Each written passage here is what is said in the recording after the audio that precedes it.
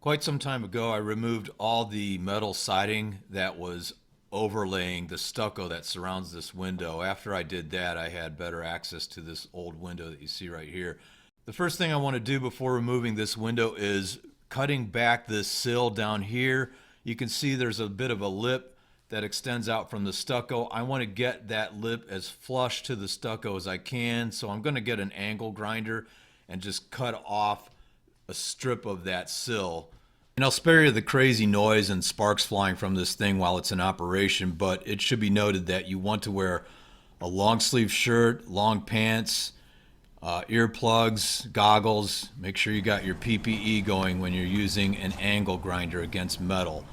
And I've got about halfway down here, and I've already burned through 2 of these grinder wheels. I'll go through at least 3 when all is said and done. And now I've got the sill down to almost flush with the stucco. It's about as flush as it's going to get. And now I can start removing the old window. I'm going to start by removing this center aluminum piece right here. There's a Phillips head screw, top and bottom. Maybe clear out the spider webs before you start removing the screws. And now I can remove this center piece of aluminum. It'll just pull right off. These windows are like circa 1950s. That's how old they are. They're original with the house. I mean, they are ancient. And I'll just set my scrap pieces over here. And I can start dismantling a little bit more. I couldn't get my power drill into that space right there, so I had to use a regular old-fashioned screwdriver.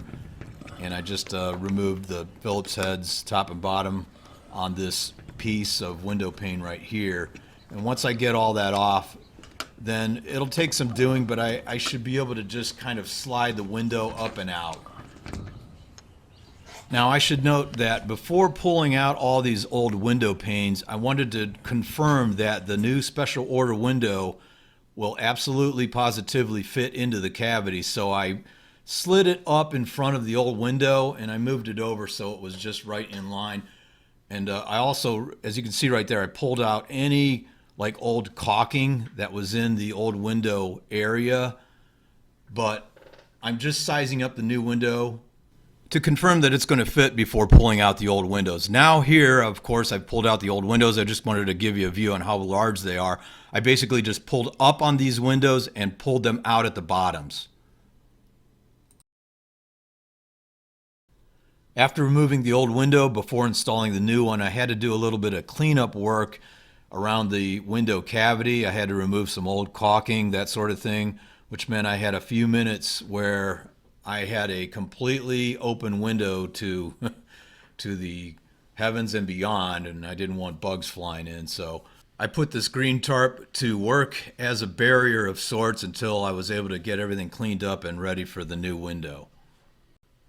Okay, so while I've got my tarp still up, I just want to confirm on all 4 sides that there's no debris, there's no old caulking, there's nothing that's going to prevent the new window from being installed properly. This doesn't have to look good. There's going to be casing covering all that up. By the way, I have a separate video on building the casing.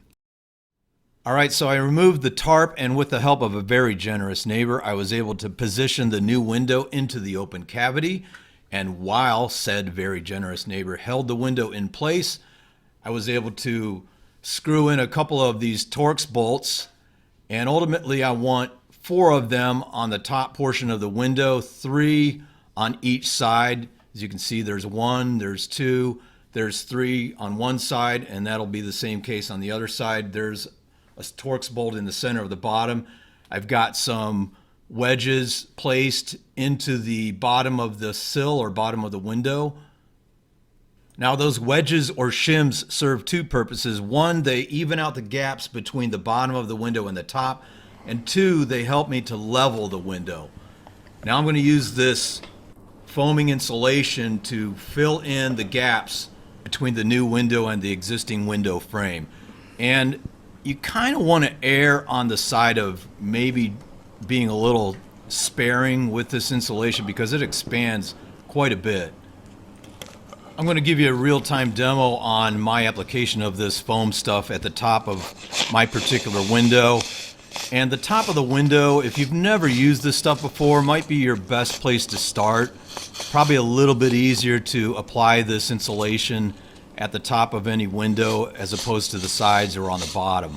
Now the bottom of this particular window installation has a little bit more airspace, which requires a little bit more finesse in applying this stuff.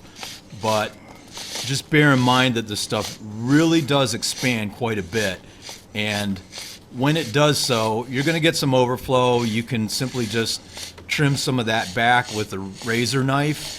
After this insulation dries, you want to wait at least 2 hours before you start trimming any overflow. Now, as you can see in this shot, there are some areas where there isn't quite enough insulation, so I'll come back and revisit those areas. Ultimately, you want to get rid of all visible air pockets. If you see sunlight through any areas, you don't have enough insulation there, so you want to close all your air pockets, all your gaps. Finally, you need to run a bead of caulk between the exterior of the new window perimeter and the wall that it's being installed in our case, a stucco wall. Now, there's a little bit of caulk splash here or overflow, but that's going to be painted over. Well, there's our old window, tired, listless, ancient, from the 1950s. Ugly, nothing to write home about, and not helping our home's curb appeal at all. All right, here it is, the finished project, a brand new retrofit window install, and yes, that is my reflection in that beautiful shiny window there. But I just wanted to show that if you have moderate DIY skills, you too can pull off this installation and save hundreds of dollars on contractor fees or labor fees. You can do this yourself. Hope this video helps you with your window installations. If so, please subscribe to my channel. And be aware that I have many dozens of other DIY videos available. Thanks for watching. Have a great day.